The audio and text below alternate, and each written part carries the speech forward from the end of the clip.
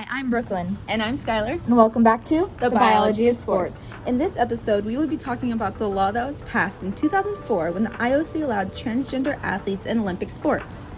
Stay tuned for 4 interviews, 2 with transgender female and males, and 2 with biological student athlete, male and female.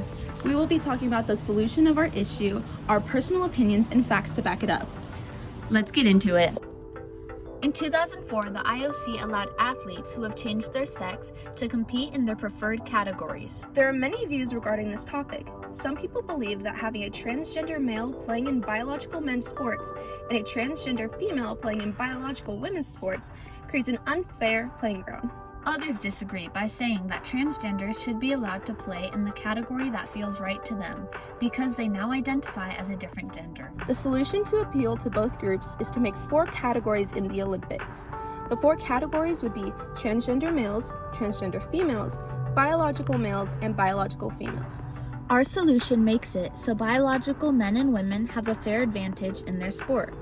Also, transgender males and females don't feel excluded for just being who they are. Hi, what is your name? Calissa Gray, What is your age? 16, What is the sport that you play? varsity tennis, and I used to play varsity basketball.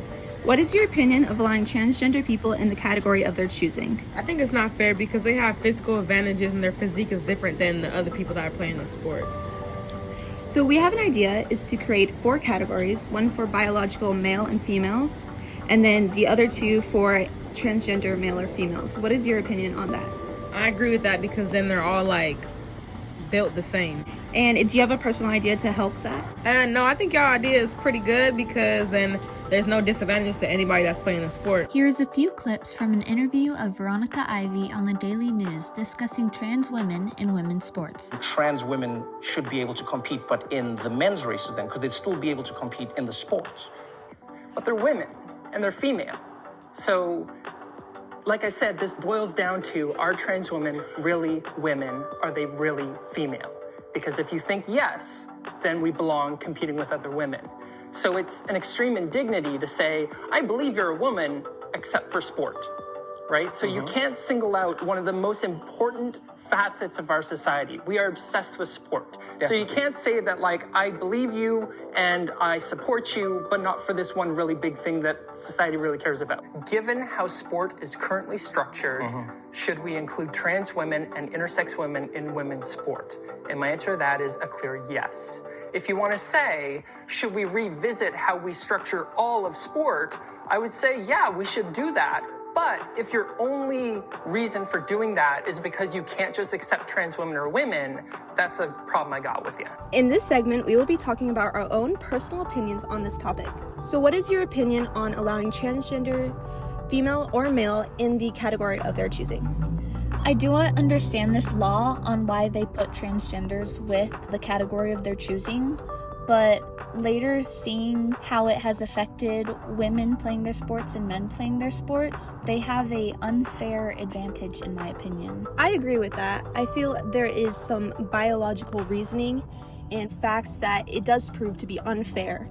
And if allowing the transgender person to choose the category, it's gonna create the problem that was fixed in the first place of already separating biological females and biological male. What is your opinion if a transgender person was allowed in your team? I personally would feel very uncomfortable because we would have to change in the same locker room together. And although they have changed mentally, physically they still have male body parts, which would make me very uncomfortable. I agree with that as well. For my team, we have to all change together, sleep in the same rooms when we go to competitions. And it just honestly makes me uncomfortable because I am already uncomfortable changing in front of people.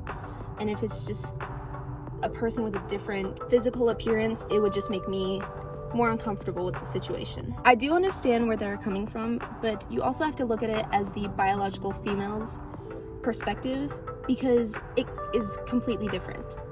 And I know they want to be a part of it, but there's still that difference there. I agree completely with what you were saying. And here are some facts to back up our opinions. The NCAA has permitted transgender athletes to compete since 2010.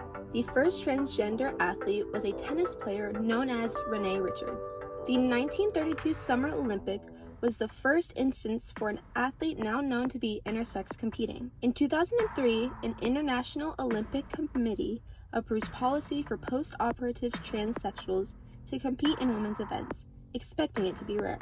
In 2013, the SCEG publishes guidance for transgender inclusion in female events based off testosterone. In October 2019, world athletes host a meeting for international federations in the Lausanne to discuss transgenders inclusion. In October 2020, World Rugby announces its new policy for female safety. No males are permitted to play women's international matches. National federations do not adopt the policy. In June 2022, FINA announces policy excluding everyone who has been through male puberty for female competition. You may wonder why our solution is to split the Olympics into 4 categories. Well, here are 3 instances that prove how it changes our sports. Leah Thomas was born a male but transitioned into a female at the age of 17.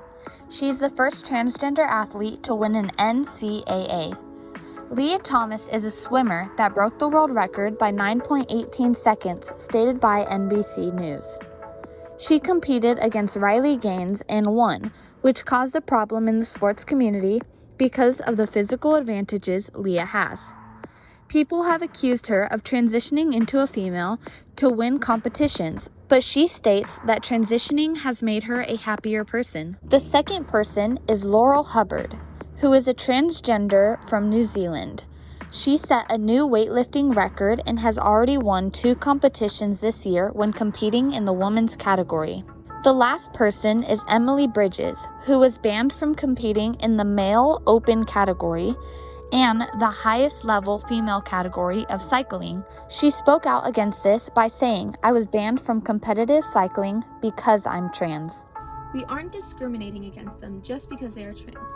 There is biological evidence to prove that males that have transitioned have physical advantages. In the article from science.org, they state, a 2021 review found trans women's muscle mass remains high even after transitioning. Testosterone helps with your athletic performance by increasing muscle mass, strength, and hemoglobin levels. Biological males usually are taller, have a greater muscle strength, have a higher maximal oxygen consumption, and stronger bones, even after they transition to female, says nationalreview.com.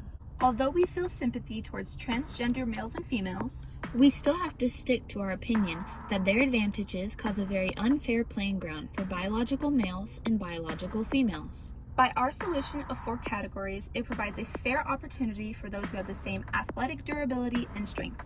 I'm Skylar. And I'm Brooklyn. And this is the Biology of Sports.